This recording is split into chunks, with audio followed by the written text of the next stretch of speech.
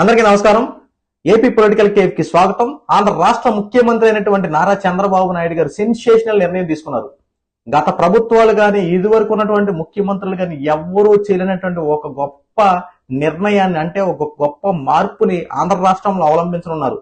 అది ఏంటో తెలియాలనుకుంటే ఎవరైతే మన ఛానల్ చూస్తున్నారో మన ఛానల్ సబ్స్క్రైబ్ చేసుకోండి. ఈ వీడియో నచ్చితే నలుగురు షేర్ చేయండి. ఇక విషయంలోకి వెళ్తే, నారా చంద్రబాబు నాయుడు గారు అభివృద్ధి ఎలా చేయాలో ప్రతి ఒక్కటి ఒక క్లారిటీతో చేస్తారు. అలాగే ఇప్పుడు కూడా సెక్రటేరియట్ ఆఫీసులో ఇక నుంచి వినతి పత్రాల స్వీకరణ ఆల్రెడీ ఉంది. ఇది కొత్త ఏంటి అనుకుంటున్నారేమో, కానీ ఇది కొత్తదే. వినతి పత్రాలు అంటే ప్రజలు ఎటువంటి సమస్యతో వచ్చినా కేవలం ఒక్కరోజు మాత్రం ఉండేది ఇది వరకు. ఇప్పుడు అలా కాదు, సోమవారం నుండి శనివారం వరకు ప్రతిరోజు వినతి పత్రాలు స్వీకరించబడతాయి. అక్కడ సమస్య అని ఎవరైనా సెక్రటేరియట్ ఆఫీస్కి వెళ్తే అక్కడ సంబంధిత అధికారులు వెంటనే మీ యొక్క సమస్య పట్ల వెంటనే అప్రమత్తమై సంబంధిత అధికారులతో ఆ ప్రాబ్లం అక్కడే పరిష్కరించే మార్గాల్లో చంద్రబాబు నాయుడు అక్కడ కల్పించారు.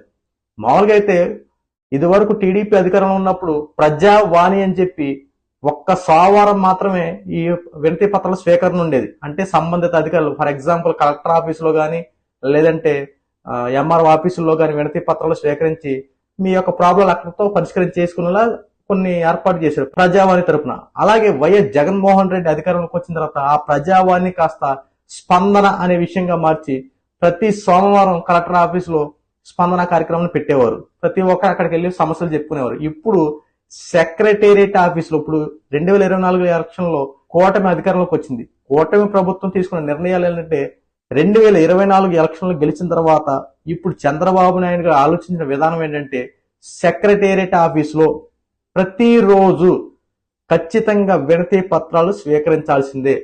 కష్టం సమస్య అని ఎవరు వచ్చినా సరే వెనక్కి వెళ్లకుండా ఆ సమస్య అక్కడికక్కడే పరిష్కారం చేసేలా చంద్రబాబు నాయుడు గారు గట్టిగా నిర్ణయం తీసుకున్నారు. అది ఆగస్టు 1 నుండి అమల్లోకి రాబోతా ఉంది. అంతేకాకుండా రోజుకొక ఎమ్మెల్యేని అక్కడ కేటాయించున్నారు. ఆ ఎమ్మెల్యే మీకు అందుబాటులో ఉంటారు. గెలిచిన ఎమ్మెల్యేలందరూ రోజుకొక ఎమ్మెల్యే ఆ రోజున సెక్రటరీ ఆఫీస్ లో ఉండి సమస్యని చెప్పి వచ్చిన వాళ్ళందరినీ కలిసి దాని మీద ఎంక్వైరీ జరిపి సాయంత్రం అయ్యే లోపు ఆ సంబంధించిన ఇవన్నీ చంద్రబాబు నాయుడు గారు వెరిఫై చేస్తారు.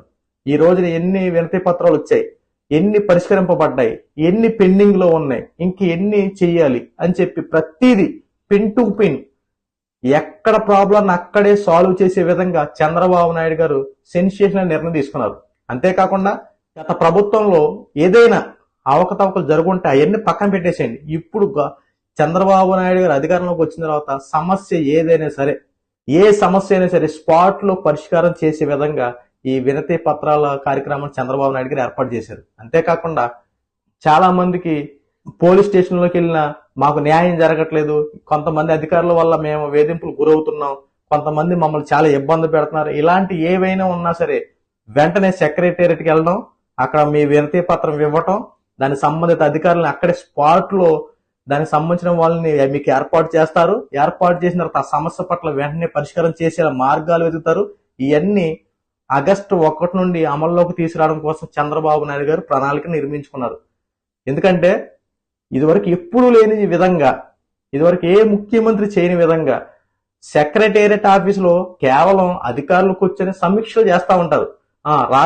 మన రాష్ట్రంలో పలానా గ్రామం ఎలా జరిగిందా, అక్కడ ఎలా జరిగిందా, ఏం చేయాలని చెప్పి సమీక్షలు చేస్తూ ఉంటారు. కానీ ఇప్పుడు ఈ చంద్రబాబు నాయుడు గారు తీసుకున్న ఈ నిర్ణయం ప్రతి ఒక్కరిని ఆకర్షించే విధంగానే ఉంది. ఎందుకంటే ఇలాంటిదే కదా ప్రజల్లో కోరుకునేది, ఇలాంటి పరిపాలన ఉంటేనే కదా మేము మా సమస్యలు పరిష్కరించబడతాయి. చాలా మంది పెద్ద పెద్దోళ్ళు అక్కడికి వెళ్తారులే, మమ్మల్ని ఏం పట్టించుకుంటారులే, పెద్ద పెద్దోళ్ళకి పనులు అవుతాయి, మాకేమవుతాయిలే అనుకున్న వాళ్ళకి ఈ చంద్రబాబు నాయుడు గారు ఇచ్చిన ఈ వరం అనేది మనం అనుకోవాలి. ఎందుకంటే ప్రతి సమస్యకి పరిష్కార మార్గం ఉంటది.